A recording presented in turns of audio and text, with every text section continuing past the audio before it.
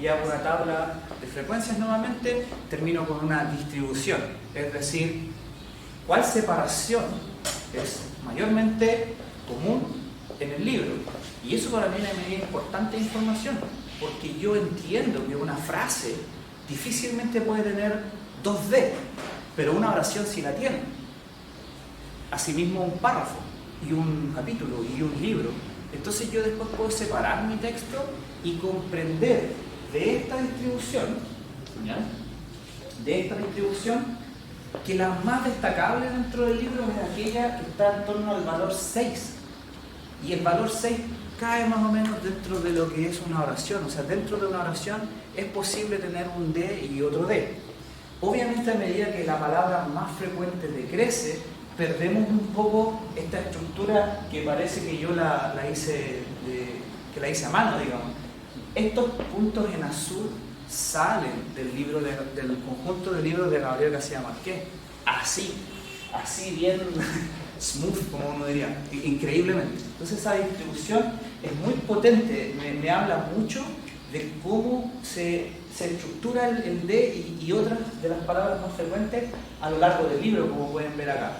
Y ese decrecimiento, como pueden ver, también me va marcando un poco el punto de encuentro, donde estas pasan a tener quizás otra caída, ¿ya? Otro tipo de distribución.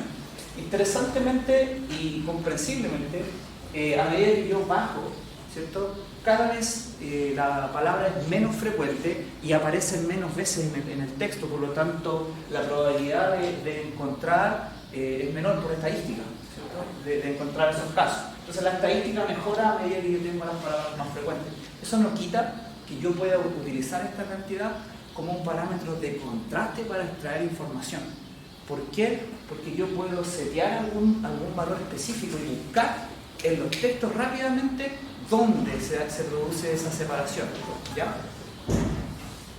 Me voy a quedar un poquito con falta de tiempo, pero en nuestro sistema actual yo consideré la situación que estamos pasando y dije, bueno, ¿cuál es el sistema más homogéneo que tenemos acá en Chile?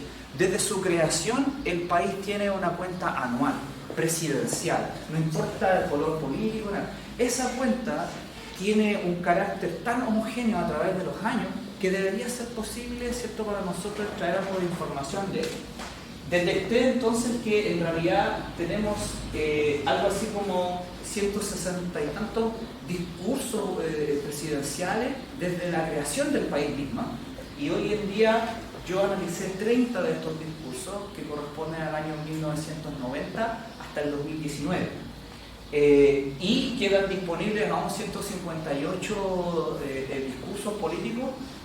Quizás alguien que tenga interés por esto. Hay dificultad en el análisis del OCR, pero eso es trabajable. Por lo tanto, desde su primer discurso presidencial del 1832 hasta el 1990, eso no lo hemos visto aún, y sería interesante verlo.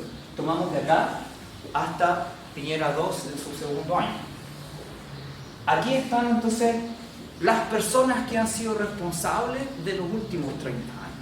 Y Michelle Bachelet en la segunda posición y Piñera en la tercera posición se han repetido en su presidencia, ¿cierto? Distribuimos Bachelet 1, Bachelet 2, Piñera 1 y Piñera 2.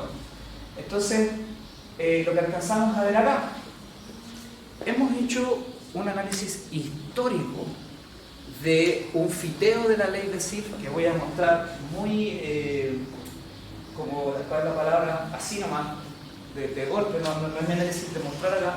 Eso es para que vean, primero esta gráfica no está normalizada, porque si no, todas las curvas quedan una sobre otra y no se entiende nada. Le quité la normalización.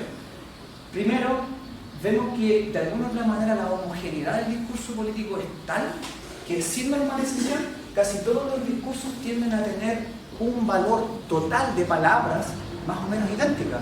Por eso las distribuciones tienden a tener caer una sobre la otra. Algunas se escapan, ¿eh? Eso es extraño. Por eso el resultado de acá. Resulta que en el año 2010 tuvimos un evento de tal magnitud, afectó al país de tal manera, que el discurso político de ese año, esa cuenta presidencial, hasta se vio reflejada en la cuenta anual. Cambió y golpeó al país de tal manera que la ley de SIF lo detecta. Hay un cambio completo en cuanto a la estructura. Y aquí quiero hablar un poco qué me da, qué interpreto con el parámetro de SIF, que es ese alfa que vimos, que es tan sencillo, pero que en este caso es potente por la sencillez. Ya hablamos que esto se acerca al 1, ¿cierto? Nosotros ya tenemos un valor que está diferenciado producto del lenguaje, del español. Entonces uno sabe que si estamos en el español deberíamos estar más o menos acá.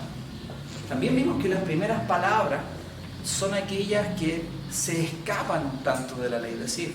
Por lo tanto, este gráfico me habla mucho más del tercio de palabras que no son tan frecuentemente utilizadas. ¿Comprendemos ahí?